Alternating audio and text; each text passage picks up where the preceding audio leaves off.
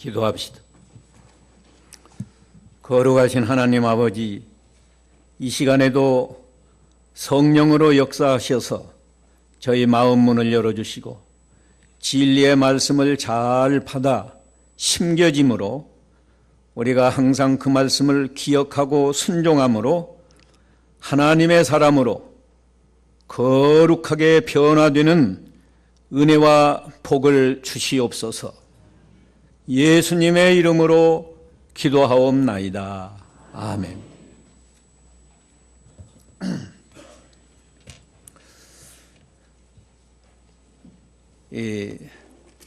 5장 17절부터 이 끝절까지 우리 하나님의 자녀들이 율법을 어떻게 지켜야 되느냐, 거기에 대해서 서기관과 바리새인보다도 더 낫게 의를 이루어야 된다. 그게 핵심이에요. 그래서 예수님이 이 살인하지 말라는 그 6계명, 또 간음하지 말라는 7계명, 그 10계명에는 포함되지 않았지만 유대인들이 맹세를 잘하는데 맹세에 대한 거, 이런 걸 통해서 우리에게 문자보다도 얼마나 더 높은 수준, 우리가 신분으로 말하면 하나님의 자녀니까 세상에서 가장 존귀한 신분을 얻었어요. 하나님이 보실 때는 천사보다도 우리를 더 귀하게 여기시는데, 하나님의 자녀면 하나님이 우리에게 요구하시는 도덕 수준도 하나님의 자녀답게 불신자하고 전혀 다르게 거의 예수님의 수준까지. 그래서 우리 예수님이 나는 마음이 온유하고 겸손하니 내 멍에를 메고 내게 배우라. 내가 너희를 사랑한 것 같이 너희도 서로 사랑하라. 예수님이 많이 말씀했죠. 우리가 이 살인하지 말라는 계명만 해도 화내는 것도 살인이다. 형제에게 욕하는 것도 살인이다. 미워하는 것도 살인이다. 이런 성경을 읽으면서 사람이 어떻게 욕도 안 하고 살 수 있겠느냐, 어떻게 화도 안 내고 살겠느냐. 그건 지내가는 말씀으로 알고 그 말씀을 순종하려고 하지 않아요. 실제로 살인 안 하려고는 하지만 그 말씀을 내가 어떻게든지 하나님 말씀을 지켜야겠다는 그런 굳은 결심, 각오, 이건 없고 그냥 성경을 읽어도 그냥 읽고 지내가는 거고. 간음하지 말라는 계명에 대해서도요, 음욕을 품으면 이미 간음했다 말씀을 드려요. 사람이 어떻게 그런 욕심이 나올 수도 있지, 어떻게 이 말씀을 다 순종한 거예요. 하고 또 아예 지키려고 하지 않아요. 그런데 하나님의 자녀가 반드시 갖춰야 할 자격이 8가지라고 말씀했습니다. 그 8가지 자격만 갖추면 저절로 이 말씀을 다 지켜줘요. 첫 번째가 심령이 가난한 자는 복이 있나니 천국이 저희 것이다. 마음에 천국을 이룬 사람이면 형제를 그렇게 화내지 않죠. 미워하지 않죠. 그런데 그 마음의 천국을 잃어버리니까 금방 화가 나오고 미워하는 마음도 나온다는 거예요. 간음하지 말라 하는 계명 말이에요. 사람이기 때문에 욕심이 나올 수 있는데, 그래서 부패성을 붙들고 하나님 앞에 애통을 하니까 슬퍼하면서 내가 이런 사람입니다, 하나님 하고 애통을 하니까 하나님이 위로해 주신다고 그랬죠. 슬퍼하지 말아라, 걱정하지 말아라. 내가 이미 너를, 옛사람을 그리스도와 함께 십자가에 못 박아서 죽게 했다. 이제는 죄에게 종노릇하지 않도록 부패성이 나오는 옛사람을 죽였다. 너는 죽은 자다. 그런 위로를 받으면 말이에요, 이미 천국이 이루어졌죠. 옛사람이 죽은 것을 믿죠. 그러면 음욕이 여기까지 나오다가도 막 사라지는 거예요. 근데 그 자격을 안 갖추니까 불신자하고 똑같이 음욕을 품고 음욕이 점점 커져가지고 실제 행동으로까지 죄를 짓고 그러는 거 아니에요? 여기 원수 갚는 오늘 38절에는 눈은 눈으로 그리고 이는 이로 라고 말해진 것을 너희가 들었으나 나는 너희에게 말한다. 악한 자에게 맞서지 마라. 오히려 누가 내 오른쪽 뺨을 때리거든 그에게 다른 쪽도 돌려대라. 이 뺨 맞는 게 얼마나 모욕적이요. 아무리 온유한 사람이라도요, 이유 없이 뺨을 한번 때리면 어떻게 될까요? 당장에 그 분노가 속에서 나오게 되지. 그런데 그러면 안 된다는 거예요. 그런 정도 인격 모욕을 당했거든. 우리 예수님이 우리에게 요구하는 도덕 수준은요, 이쪽도 때리세요. 그래야 된다는 거예요. 그거 쉽게 되겠어요?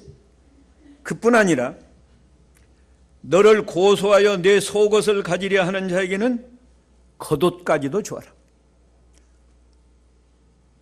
이 고소가 잘못된 거예요. 잘못된 것도 없는데 하여튼 이 세상 재판은 불의한 재판이 많아요. 유전무죄, 무전유죄라고 그러잖아요. 그럴지라도 속옷 가져가려고 하면 겉옷까지 줘라. 그거 안 주려고 다투면 마음의 천국을 잃어버린다. 온유한 자는 복이 있나니 땅을 기업으로 얻을 것이며, 온유한 자격을 만들었다고 하면 뭐 뺨 때려도 이쪽 돌려대세요 할 수 있겠죠. 근데 그걸 못 갖췄으니까, 아직 그 자격이 갖춰지지 않았기 때문에 뺨은 고사하고 욕만 한마디 해도 속이 상하고, 저 사람이 한 번 욕하면 나는 두 번 욕해주고, 뺨이 아니라 다리라도 어디 한 번 차면 자기는 두 번을 차야 분이 풀리고, 이건 보통 사람, 불신자들이 하는 세계고, 하나님이, 우리 예수님이 우리에게 요구하는 수준은요, 너희는 누구냐? 하나님의 자녀가 아니냐? 하나님의 자녀면 이미 심령 가난을 통해서 마음의 천국을 이루었고, 애통하는 과정을 통해서 옛사람이 죽은 것을 믿고 내가 그리스도 안에 있으면 하나님을 기쁘시게 하는 열매, 사람들을 유익하게 하는 열매 얼마든지 맺힐 수 있다고 그 말씀으로 우리를 위로해 주시고 우리가 그 위로를 받았다고 하면 오른뺨마저도 왼뺨 돌려댈 수 있고, 속옷 달라고 해도 경제적으로 손해가 나도 심령의 천국을 잃어버리지 않는 게 중요하니까 다 양보할 수 있다. 그뿐 아니라 또 누가 네게 강제로 1000걸음을 가자고 하거든 그와 2000걸음을 걸어주어라. 이건 남의 자유를 억압하는 거예요. 나 가기 싫은데 나하고 천걸음 심리 오리만 동행하더라. 자꾸 가기 싫은데 가자고 그런다. 그러면 나 가기 싫은데 왜 가자고 합니까 하고 그러지 말고, 그렇게 하면 잘못하면 심령의 천국을 잃어버리니까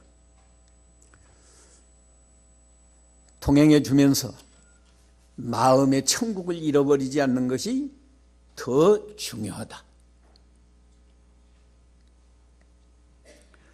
이 성경을 껍데기로만 보면 우리가 너무 어려워서 순종하기 어려워요. 예? 눈으로 보고 너무 예뻐서 예쁘다고 또 한 번 바라보니까 욕심이 나온다. 그거는 어떻게 보면 인간의 그 본성에서 나오는 자연적인 현상이라고 말할 수 있어요. 그래서 불신자들은 그런 관점에서 보기 때문에 남의 부인하고 자기하고 동침을 해도 서로 마음이 맞아서 사랑했다고 하면 형법으로는 죄가 없다는 거예요. 자기들도 다 그런 경험이 있으니까 그러는 거예요. 자기 며느리가 그렇게 해도 죄가 없다고 하겠는가? 자기 사위가 그렇게 해도 죄가 없다고 하겠는가? 근데 우리가 하나님이 우리에게 요구하는 수준은 그렇게 높아요. 그렇기 때문에 우리가 형식적으로 신앙생활하면 안 된다. 예? 주일날만 교회 와서 예배하고, 예배할 때 보면 다 경건하게 잘 하지요. 그랬다고 해서 우리가 하나님의 자녀라고 하나님 앞에 가서 당당히 말할 수 있겠나? 나는 하나님의 자녀답게 살다가 왔습니다. 말할 수 있겠어요?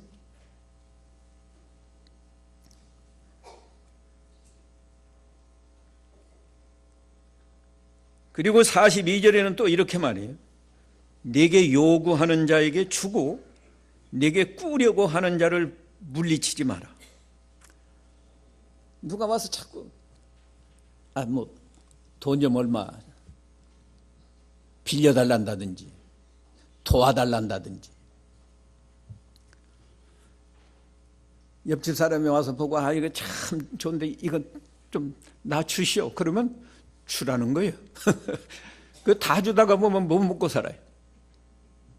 근데 이 본 뜻은 말이죠.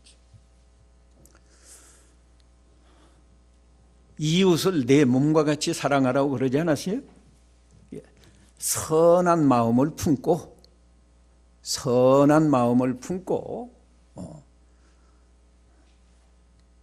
인색하게 하지 말고 넉넉한 마음으로 도와주는 정신, 내가 좀 희생해서 다른 사람을 도와주는 정신으로 살라는 거예요. 그래야 마음이 너그럽고 마음의 천국을 안 잃어버리지, 그 자기 것 벌벌 떨면서 안 주려고 하면 벌써 그 마음은 천국에서 좀 멀어진 거예요.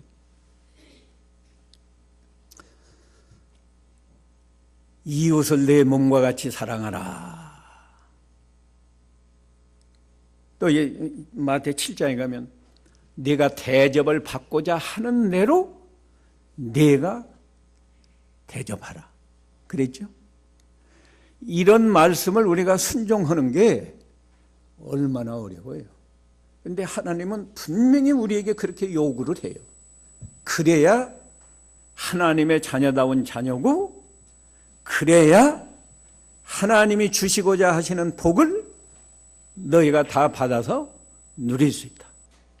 하나님이 주시는 복은 뭔가? 마음의 천국을 이루고 행복하게 사는 거다. 땀을 맞아도 그것이 분이 안 나고 이쪽도 때리세요 할 만큼 마음이 평안하고, 그만큼 인격이 거룩하고 말이에요. 그게 손해나는 것 같아도 그게 최고의 행복이다. 마음의 천국을 이루고 사는 거. 근데 우리는 꼭 불신자처럼 행복이 돈에 있는 줄 알고 어떻게 하면 돈 많이 벌까? 어떻게 하면 돈 많이 벌까? 어떻게 하면 남보다 좀 좋은 옷을 입고 좋은 자동차를 타고 다니고 남보다 좀 큰 아파트에서 살고 그것이 행복인 줄 안다. 마음의 천국을 이루고 사는 사람은 하박국처럼 된다니까요. 무화과나무가 무성치 못하고 포도나무에 열매가 없고 감람나무에 소출이 없고 밭에 식물이 없고 우리의 양이 없고 외양간에 소가 없을지라도 나는 여호와로 인하여 즐거워하고 구원의 하나님으로 인해서 기뻐하리로다. 그 얼마나 행복해요. 큰 집에서 살면서 부부끼리 서로 싸우고 딴 생각하고 살고 여자는 다른 남자 좋아하고 남편은 또 다른 여자 좋아하고 그러면서도 그냥 겉으로는 사랑하는 척하고 얼마나 정신적으로는 지옥 같은 생활 아니겠어요?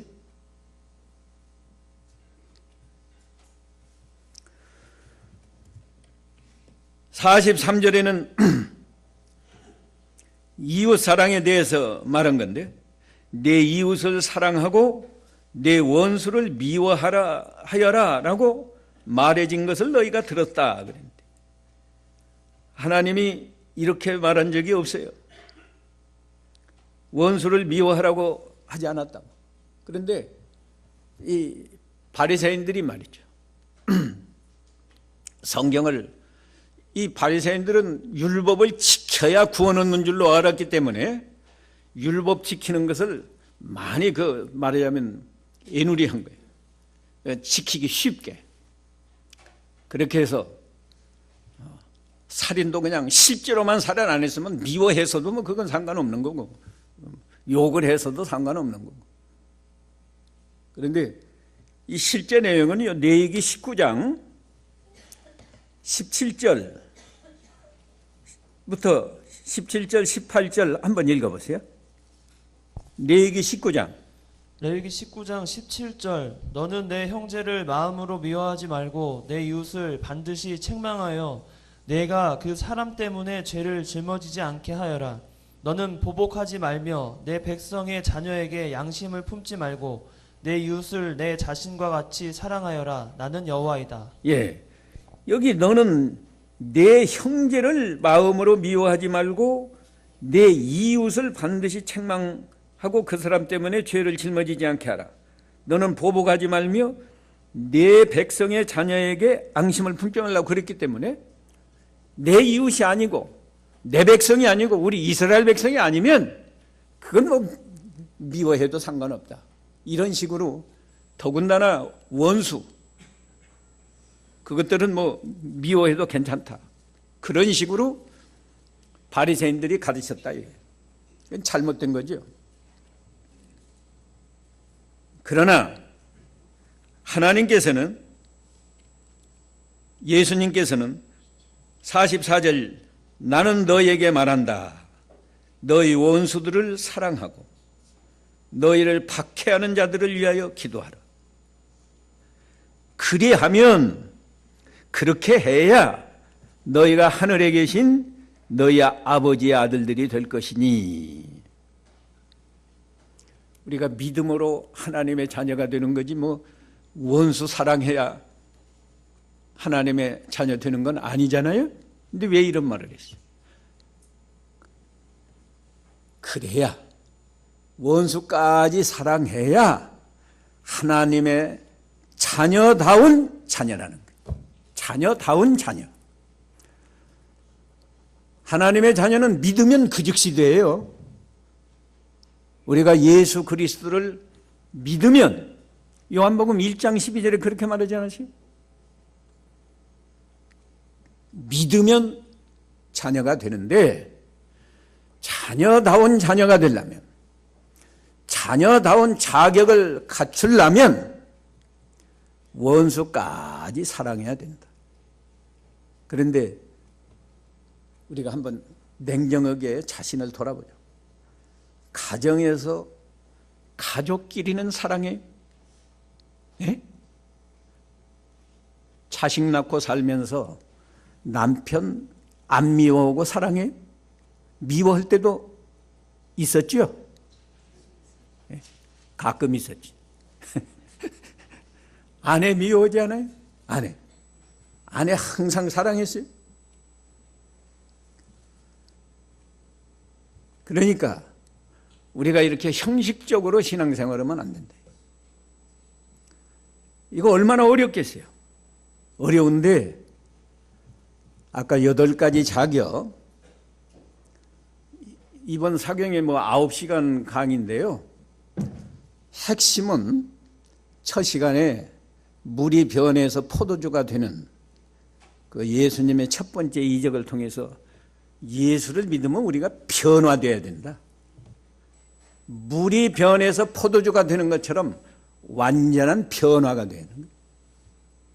그래서 말로만 하나님의 자녀가 아니고 자녀의 자격, 갖추어도 되고 안 갖춰도 되는 게 아니고 반드시 갖춰야 할 자격 8가지, 그리고 반드시 하나님께 받아야 할 복 8가지. 그게 핵심이에요.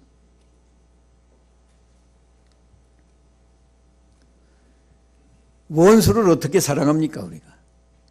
그런데 8가지 자격 가운데 맨 마지막 8번째가 뭐였죠? 8번째가 뭐예요? 핍박을 받는 자는 복이 있나니 천국이 저희 것이며. 그 말, 핍박을 받는 자라는 말은 핍박을 받으면서 믿음을 지키는 거예요. 진리를 양보하지 않고 의의를 버리지 않고 핍박을 받으면서도 믿음을 지키는 그런 성도, 그런 성도는 마음에 천국을 잃어버리지 않고 핍박받을 때 핍박받으면서도 믿음 지키니까 하나님이 다 아시고 너 힘들지? 내가 가서 도와준다 하고 하나님이 도와주셔서 마음의 천국이 이루어진다. 근데 우리는 조금만 힘들면 믿음 안 지키죠. 네. 조금만 바쁘면 주일도 범하는 성도가 있고요. 네. 조금만 피곤하고 어려운 일 있으면 새벽기도 잘 나오다가도 오늘은 피곤해서 못 가겠다. 안 나오고.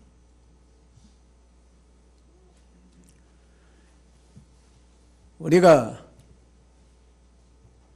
원수가 우리를 핍박할 때 거기에서 믿음을 잘 지키고 마음의 천국을 잃어버리지 않고 사는 성도는 원수를 사랑할 수 있다. 그러니까 8가지 자격만 갖추면 나머지는 술술술술 다 되는 거예요.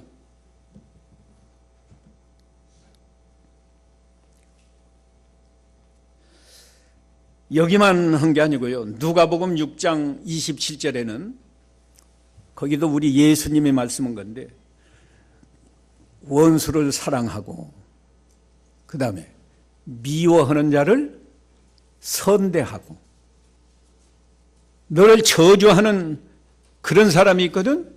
같이 저주하지 말고 축복해주고 인격적으로 너를 모욕하고 바보 등신 별소리를 다 해도 그런 사람을 위해서 기도해주고 하나님 저 사람 입에서 선한 말이 나오게 해주시옵소서.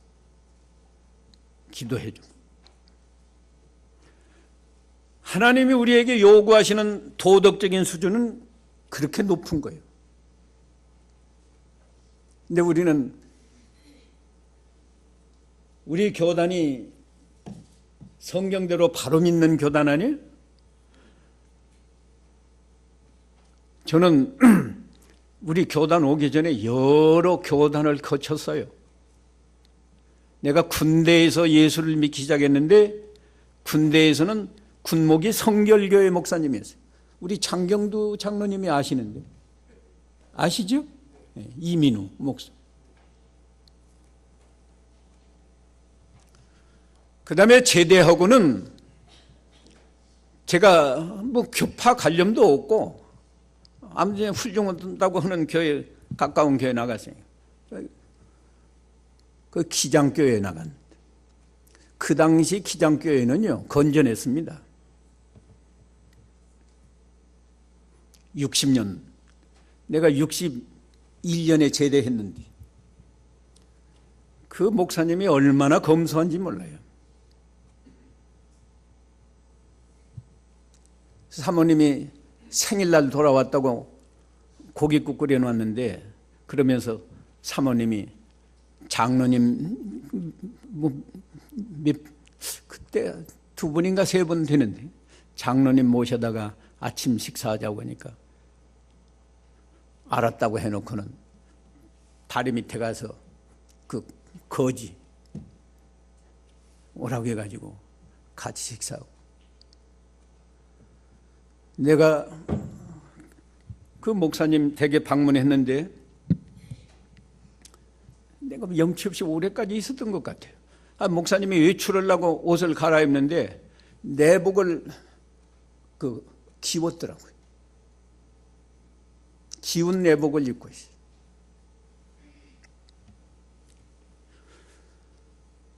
그 다음에 제가 고향에 가서는 합동축교회 거기 갔더니 총각인데 집사로 세워졌다. 거기서 신앙생활하다가 이제 서울 올라와서 명륜동에서 통합측 정근명 목사님, 그게 우리 장장로님의 이모부지, 처이모부. 오상효 장로님하고 같이 신앙생활하고 내가 일본 가기 전까지 그랬어요. 그러다가 내가 왜 우리 교단에 왔는가? 일본에서 김성감 목사님이, 한국에서 이병규 목사님이 성경을 제일 잘 가르친다. 그리고 내가 신학교 가려고 작정을 했거든요. 근데 신학교 가려면 그 계약 신학교로 가라고. 계약 신학교 내가 들어보지도 못한 신학교인데 거기 가면 신학생 때부터 2시간 이상 기도해야 되고 성경 10장 읽고 그게 특징이라는 거예요. 그래서 제가 왔어요.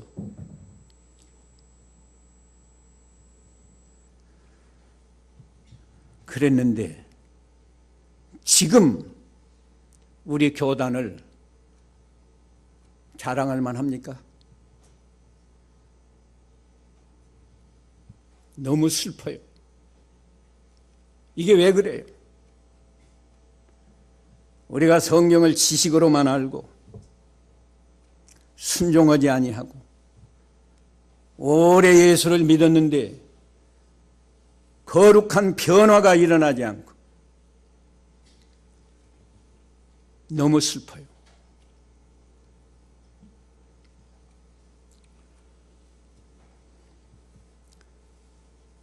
원수까지 사랑해야 하늘에 계신 너희 아버지의 아들들이 될 것이니, 이는 그분께서는 악한 자와 선한 자 위에 똑같이 자신의 해를 떠오르게 하시고, 하나님이 전지전능하신 하나님인데 말이에요. 이 햇빛이 필요하잖아요. 농사 짓는데도 햇빛이 안 비치면 농사 안 됩니다. 일을 하는데도 낮에 해가 떠야 밝아야 우리가 논이나 밭에 가서 일하죠. 그런데 전지전능하신 하나님께서 믿는 사람에게는 햇빛이 잘 비치고, 저가 안 믿고 불교 신자고 뭐 우상 섬기고 하는 데는 그냥 햇빛이 안 비쳐서 깜깜하게 하고, 그러면 어떤 면에서 우리 속이 시원할 것 같은데요. 근데 하나님 그렇게 하지 않아요.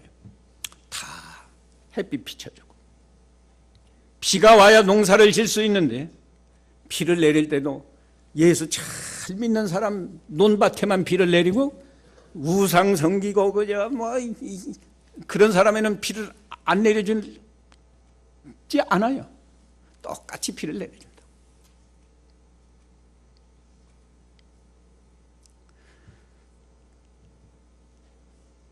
(46절에) 너희가 너희를 사랑하는 자들만 사랑한다면 무슨 상을 받겠느냐? 세리들도 그만큼은 하지 않느냐? 너희가 너희 형제들에게만 인사한다면 남보다 나은 것이 무엇이냐? 그건 이방인들도 그만큼은 하지 않느냐? 그러므로 너희 하늘아버지께서 완전하신 것 같이 너희도 완전해져라. 완전해져라는 말은 뭐예요? 여기서는 지금 완전한 사랑을 하라 그 말이죠. 근데 교회 안에서 사랑합니까? 사람이니까 다 정말 하나님 앞에 큰 죄를 범한 건 그건 우리가 할 수 없는 거지만, 내게 좀 실수하고 죄를 범한 거, 그리고 그 사람이 회개할 때 70번씩 7번 용서해 주라, 그게 그냥 무조건 내게 죄 범한 있으면 다 용서해 주라는 그런 말도 아니에요. 회개하면 용서해 주라는 거예요. 누가복음 17장에서는요 회개하면 용서해 주라고 합니다.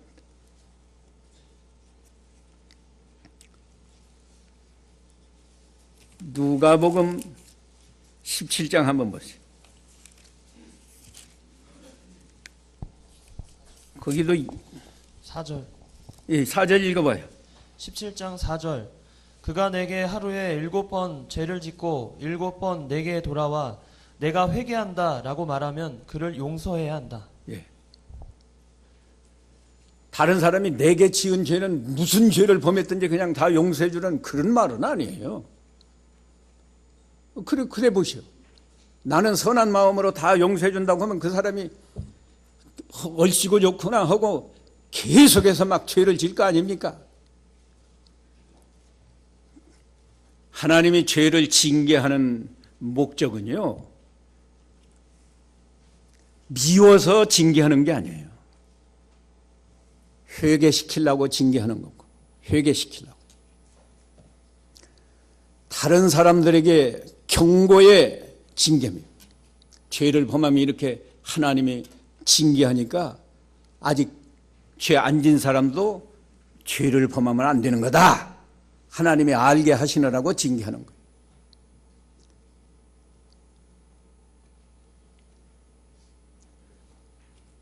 그냥 무조건 용서해 주는 거?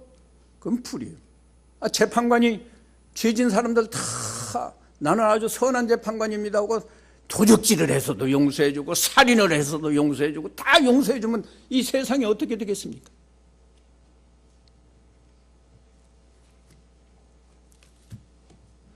네, 하나님께서 진정으로 회개만 하면 다 용서해 줘요. 하나님께서도. 회개는 다시는 그 죄를 안 짓는 거예요.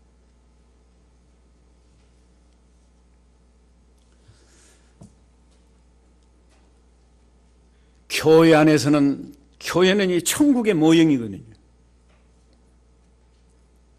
교회는 천국의 모형이에요. 마태복음 13장에서 천국은 하고 7번, 8번 비유가 나오는데요.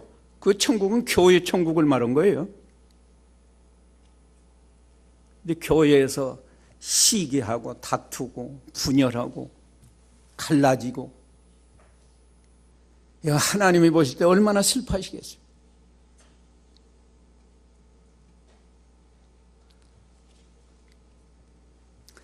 우리가 이번에, 나는 도전이라는 말 잘 안 쓰는데 요새 다른 목사들은 도전이라는 말 많이 쓰더라고.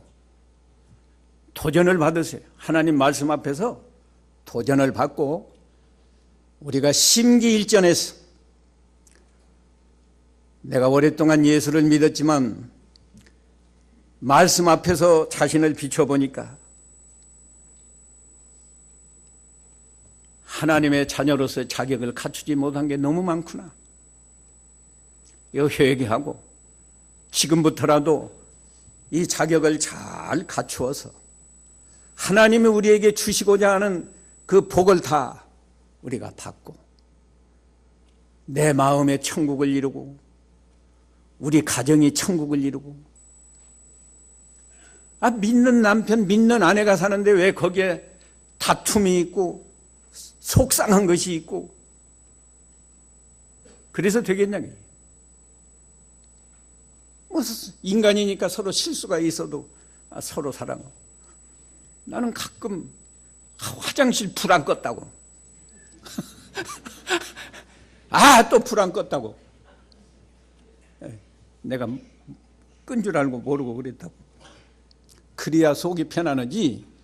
그럴 수도 있지 뭘 자기도 그러더구만. 그러면 그게 되겠어요? 그럼 당장에 가정 분위기가 나빠지는 거예요. 교회 안에서도요, 목사님도 실수할 수가 있고 장로님도 실수할 수가 있고, 그렇게 비난은 목사님이 그러십니까? 장로님이 그러십니까? 그 본인은 실수 안 나요? 본인도 실수한다고. 그러니까 인간적인 좀 실수는 실수했어도 좀 덮어드리고 모르게 기도해 주세요. 우리 목사님, 우리 장로님, 이 다음에는 저런 실수하지 않도록 하나님이 지켜주시옵소서. 그래야 교회가 평안하지. 또 그걸 뭔 자랑이라고 이 사람 보고 이랬대, 저 사람 보면 또 이랬대. 그게 교회가 어떻게 되겠어요?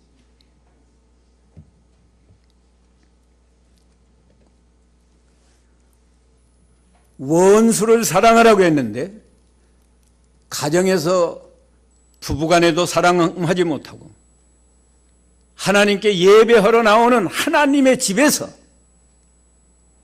성도끼리도 사랑 못하고 자기를 진리로 가르쳐주고 인도하는 자기 교회 목사님도 사랑을 못한다고 하면 하나님이 기뻐하시겠는가 한번 생각해보라. 사경에 와가지고 뭔 이렇게 책망만 하냐고. 여러분, 내가 사랑하는 마음으로 그러는 거예요.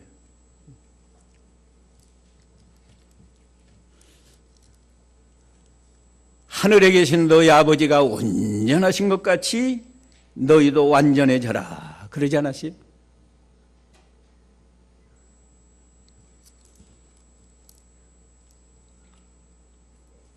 조금 더 합니다. 이제 6장 9제 바른복음은 6장 전체는요, 성도 하나님의 자녀로 의로운 자녀가 하는 의로운 생활이에요. 의로운 생활. 하나님 말씀을 순종하는 할 때 의가 이루어지는데 여기 1절에서 18절까지는 의를 행할 때 주의하라는 거예요. 우리는 뭐 의만 행하면 다 된 줄로 아는데 그 의를 행할 때 주의하라. 뭘 주의하는가? 교환 보면요, 의를 행할 때 사람에게 영광을 받으면 하늘에서는 상이 없다. 분명히 의를 행했어요. 하나님 말씀을 순종해서 선한 일을 했다고. 그런데 그 의를 행해가지고 사람에게 칭찬을 받았다. 그러면 상이 없다는 거예요. 뭐 자기가 다 영광을 받았으니까, 세상에서 영광 받았으니까 하늘나라에 가면 상이 없다는 거예요. 우리가 의를 행할 때에도 누구에게 영광이 돌아가도록 의를 행해야 되겠어요? 하나님께. 고린도전서 10장 31절에 너희가 먹든지 마시든지 무엇을 하든지 하나님께 영광을 돌려라. 소요리 문답 제1문에서 사람의 제일 되는 목적이 무엇이냐? 하나님을 영화롭게 하는 것과 그를 영원토록 즐거워하는 것이다. 하나님을 모시니까 즐겁다 그거야. 하나님을 기쁘시게 하니까 내가 너무너무 즐겁다는 거예요.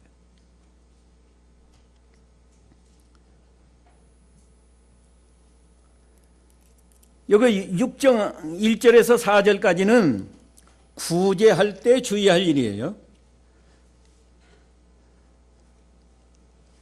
너희는 사람들에게 보이려고 그들 앞에서 너희 의를 행하지 않도록 조심하여라. 그렇게 하지 않으면 하늘에 계신 너희 아버지께 상을 받지 못한다. 이 참 어렵더라고.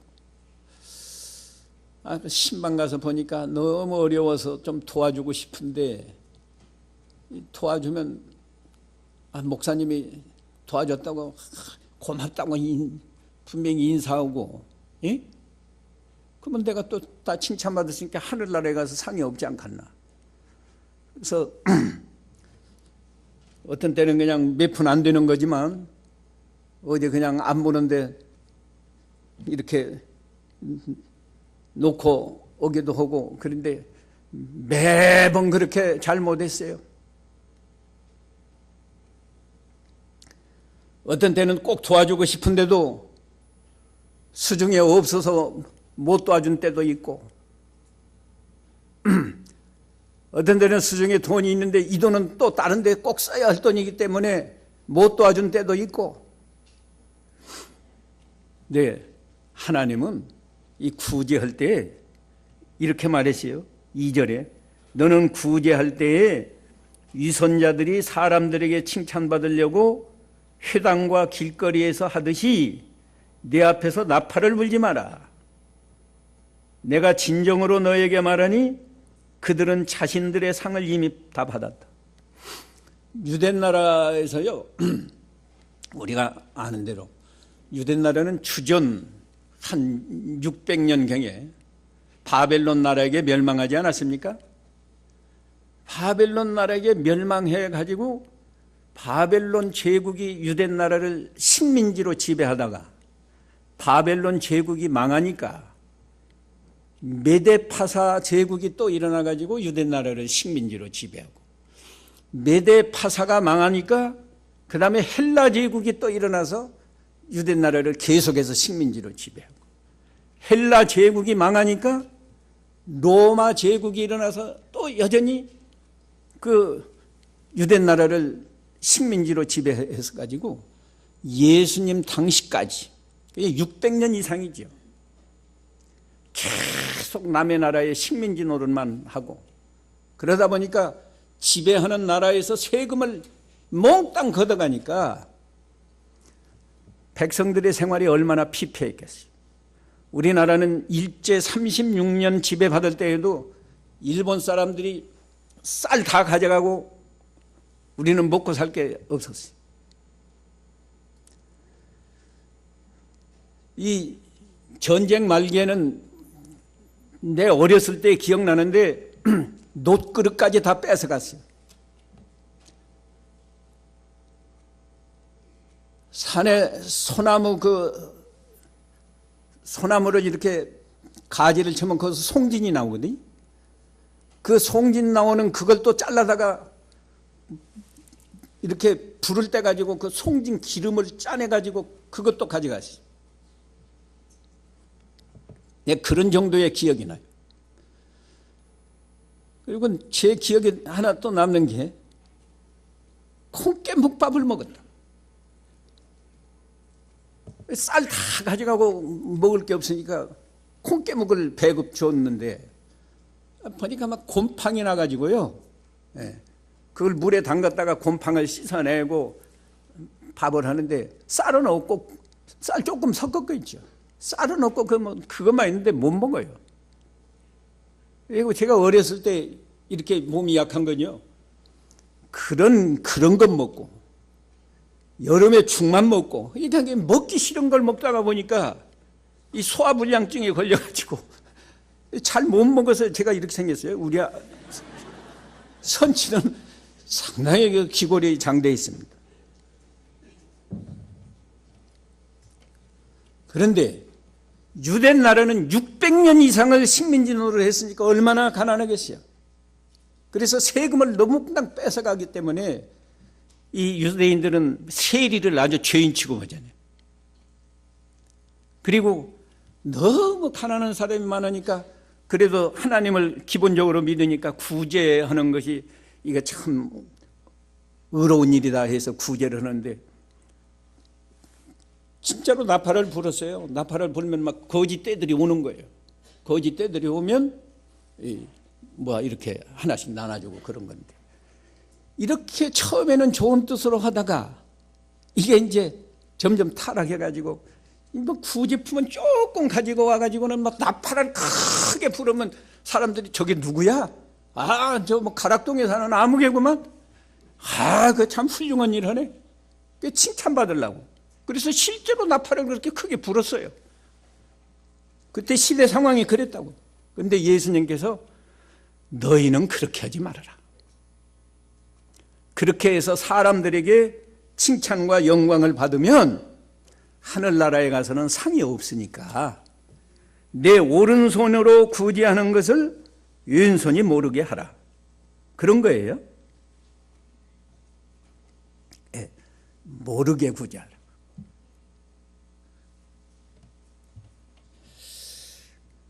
근데 우리가 선한 일 하고도요, 그 위선을 하나님께 영광을 돌려야 되는데 조금 선한 일 하고 자기가 칭찬 다 받고, 그러면 하나님께는 상이 없다는 거예요. 하나님께는 상이 없다. 우리가 이거 참 어려워요, 사실. 기도하는 것도 똑같아요. 5절에 가면 너희는 기도할 때 위선자들이 되지 마라. 그들은 사람들에게 보이려고 회당과 큰 길 모퉁이에 서서 기도하기를 좋아한다.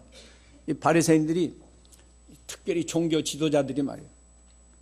대제사장이라든지 서기관이라든지 장로들이 큰 길거리 사람들이 많이 왕래하는 데서 손을 들고 기도합니다.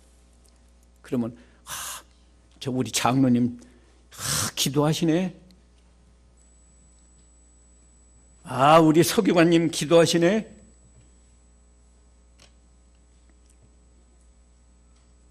이게 의식이라는 거예요. 겉으로는 경건은 척하고 하나님 잘 섬기는 것 같은데 하나님께 영광을 돌리지 아니하고 자기가 영광을 다 말하자면 도적질이라고까지 표현하는 건 어떨지 모르겠지만 하나님께 돌려야 할 영광을 자기가 받았으니까 위선자다. 위선. 지금은 PR 시대가 되어가지고요. 교회에서도 공공연하게 수재민이 났다. 그러면 어느 교회에서 몇백만 원 KBS에다가 갖다 주었다. 또 MBC 방송에 갖다 주었다. 그러더라고요. 그게 바로 됐어요.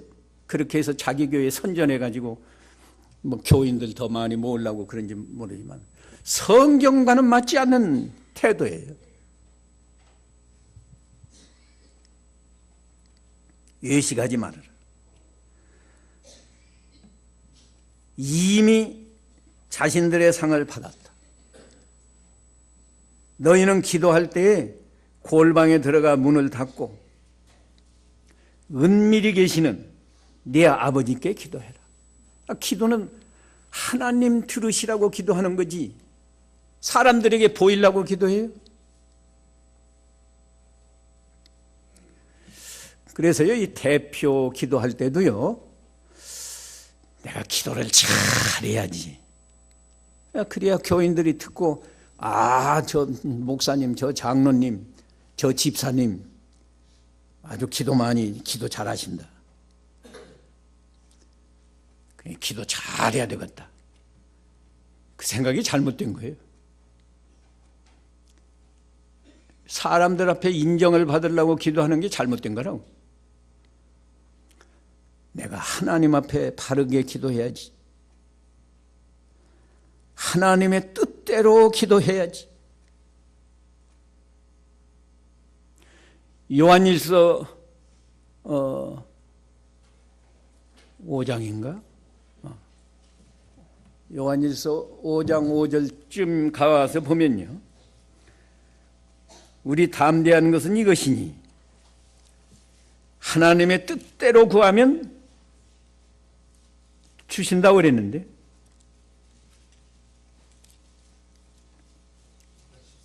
14절이에요? 예, 읽어보세요. 5장 14절. 그분을 향하여 우리가 가지는 확신은 이것이니 곧 무엇이든지 우리가 그분의 뜻대로 구하면 우리의 구하는 것을 들어주신다는 것이다. 예, 그분의 뜻대로. 그러니까 사람 의식하면 안 돼요. 우리가 찬송할 때도 마찬가지입니다. 찬송 사람 들으라고 하는 거예요? 하나님께 찬송하는 거지?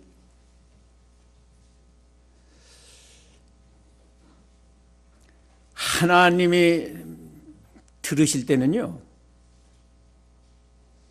조금 곡조가 잘못되어서도 그 중심이 정말 하나님의 은혜가 감사해서 찬송을 한다고 하면 곡조가 조금 안 맞아도 하나님은 그 중심을 보시고 잘 받아주신다.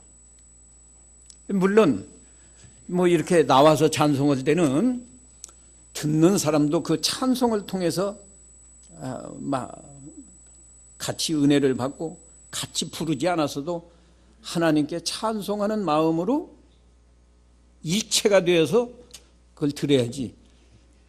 어떤 장로님이 찬송을 잘하나, 누가 입을 크게 벌리나, 그러고 들으면 그건 안 되는 거예요.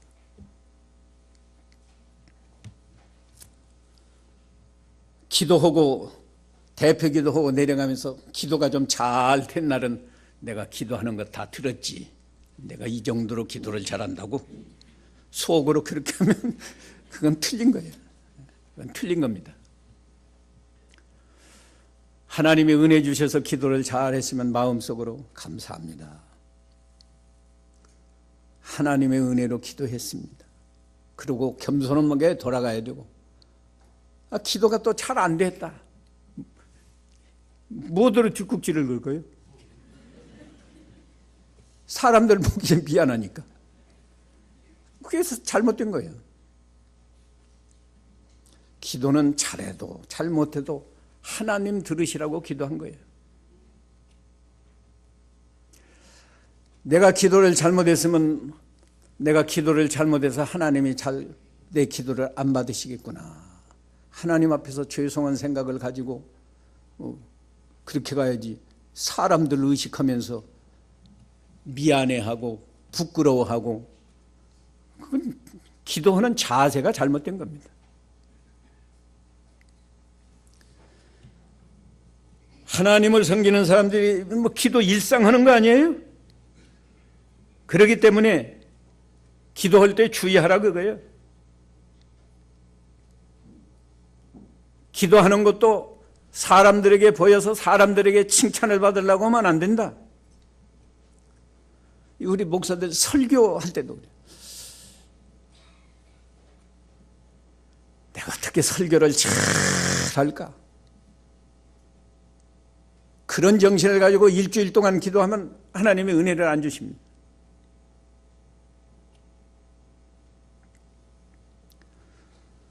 사람 생각하지 말고 내가 어떻게 해야 하나님 뜻에 딱 맞는 본문을 선택해서 하나님의 뜻을 이루어드리는 그런 설교를 할까?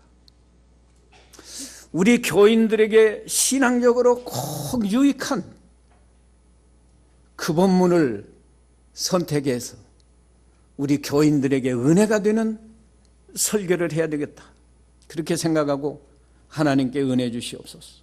그렇게 하면 하나님이 얼마나 기뻐하시겠어요. 그런데 설교 잘하는 것을 교인들에게 보여서 교인들에게 칭찬을 받고 인정을 받으려고 하면 그 정신이, 하나님은 중심을 보시거든요. 언제나 그 중심이 잘못됐다.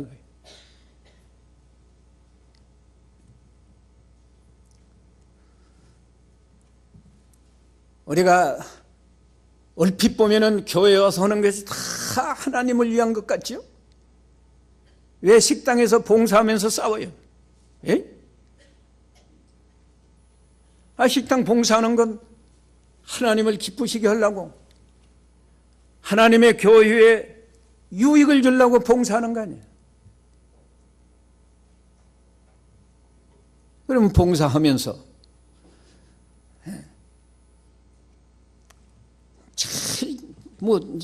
아무래도 식당에 가면 또 지도자가 있겠죠. 봉사부장이 있겠지. 봉사부장이 당신 좀 불 좀 떼시오. 당신은 설거지 좀 하시오. 그러면 설거지 하기 싫으니까 왜 나만 설거지 합니까? 저 사람은 불 떼라고 하는 걸 보니까 추운데 따뜻하게 아궁이에서 불 떼면 좋으니까 자기가 좋아하는 사람은 불 떼라고 하고 나는 설거지 하라고 하고, 그러면 봉사 안 한 것만 또 못해요. 예? 우리가 매사에 하나님의 영광을 위해서 하라고. 하나님의 영광을 위해서. 이 교인들이요, 목사가 알아주면 막 신이 나서 하는데, 목사가 알아주면 상 다 끝난 거예요. 하나님 앞에 가서는 상이 없어요. 내가 열심히 일했는데 목사님이 안 알아준다. 그거야말로 하늘나라에 가면 그냥 상이 100% 줄 거 아닙니까? 근데 성도들은 그리 안 해요. 성도들은 그리 안 한다고. 목사가 알아주면 막 신바람이 나서 열심히 하고, 봉사를 몇 번이나 잘했는데 목사가 칭찬 한 번도 안 하고 면 속상해가지고 그 다음부터는 안 하려고 해요. 잘못된 거라고. 좀 많은 교인들이 여기 와서 다 들으셔야 하는데, 들은 사람은 잘하겠죠 앞으로? 안 들은 사람은 안 들었으니까 손해나지. 우리가 무엇을 하든지 하나님 중심으로, 하나님 중심으로. 하나님 중심이 뭐예요? 하나님이 기뻐하시도록. 그렇게 하면 작은 거 하나 해서도요, 그것이 하늘에서 하나님이 기뻐하시고 교회에는 큰 유익이 있고. 그런데 언체 믿음이 어린 사람에게는 또 칭찬도 좀 해줘야 되겠더라고요. 그 어린 애기는 자꾸 잘한다 해야 좀 잘하지 않아요? 이제 좀 자라난 사람은 중학생도 했는데 너 화장실에 가서 오줌 쌌다고 칭찬하는 그런 법이 어디 있어요? 근데 이제 돌제비에게는 이제 막 배우는 사람에게는 엄마 나 화장실에 가서 쉬했어. 그러면 잘했어 이렇게 해준다고. 그러니까 목사님이 칭찬하거든 그러세요. 내가 믿음이 원체 어리니까 우리 목사님이 나를 칭찬해 주시는구나. 목사님 보고 이 다음부터는 그런 소리 하지 마세요. 그래야 이게 정상이에요. 칭찬해 주니까 좋아서 그냥 입이 이렇게 벌어지고 그러면 아직도 어린 겁니다.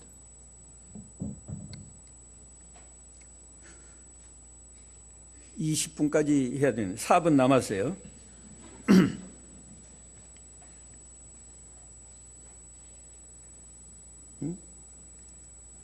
7절에 6장 7절에 너희는 기도할 때에 이방인들처럼 의미 없는 말을 되풀이하지 마라. 그들은 말을 많이 하여야 응답받는 줄로 생각하기 때문이다. 그러므로 그들을 본받지 마라. 너희 아버지께서 너희가 그분께 구하기도 전에 너에게 필요한 것을 다 아신다. 알고 계신다. 이 중언부언하지 말라는 거예요. 우리가 기도할 때요, 꼭 필요한 것만 기도하면 되는 건데, 그냥 짧게 기도하면 저 목사님 기도할 것도 없으니까 저렇게 짧게 한다, 그럴까 봐서 또 뭐 중언부언하고 그러지 말라는 거예요. 기도할 때 제일 중요한 것은 하나님의 뜻을 찾아서 기도하는 게 중요하고요. 그 다음에는 하나님의 뜻이라면 진정으로 간절한 마음으로 기도해야 됩니다. 길지 않아도 돼요. 우리 예수님은 십자가를 눈앞에 두고 어떻게 기도했어요? 아버지여, 아버지의 뜻이거든 이 잔이 내게서 물러가게 해주시옵소서. 그러나 아버지의 뜻이 아니면 그냥 내가 마시겠습니다. 그런 내용이 말이에요. 그 뭐 내용이 길지 않아요. 그걸 3번 기도했어요. 그랬더니 이마에서 땀방울이 핏방울 같이 떨어졌다고 그랬어요.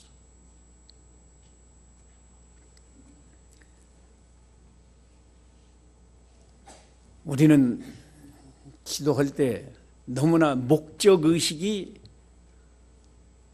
희미한 상태에서 기도하는 경우가 많아요. 정말로 하나님이 기뻐하시는 그런 뜻이면 그걸 위해서 간절히 기도해 보시라. 그러면 은혜를 주십니다. 제가 성격이 못돼서 화를 잘 내거든요. 근데 내가 신학교 와서 그거 깨달았어요. 성내는 것이 하나님의 의를 이루지 못한다.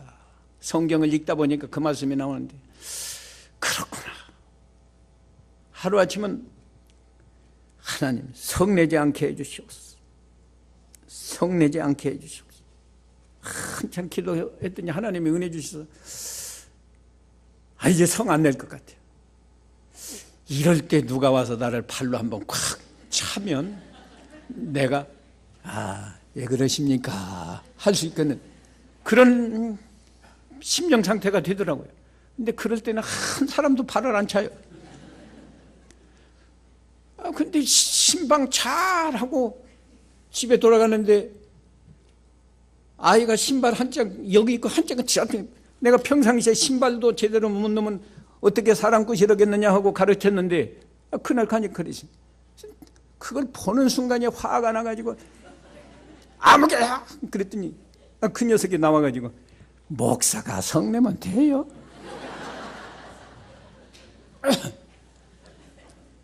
얼마나 하나님이 망치로 나를 두드리는 거지. 그래서 바로 그래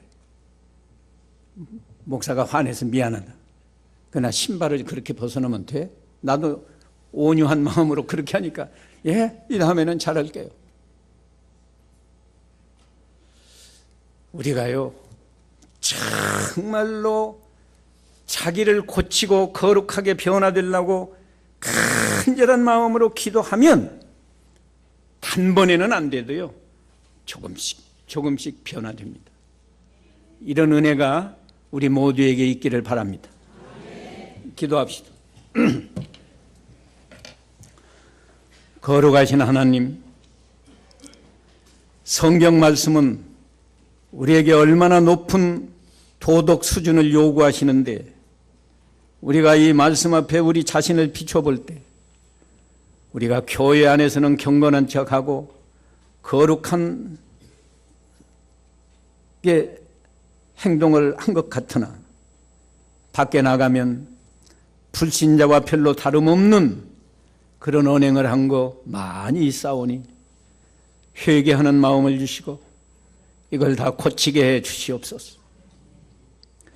하나님의 자녀로서의 자격 8가지를 갖추고 하나님이 그들에게 주시는 복 8가지를 받으면 항상 내 마음에 천국을 이루고 원수까지도 사랑할 수 있는 사랑의 사람, 너그러운 사람 되겠사오니 이런 은혜를 꼭 허락해 주시옵소서. 예수님의 이름으로 기도하옵나이다. 아멘.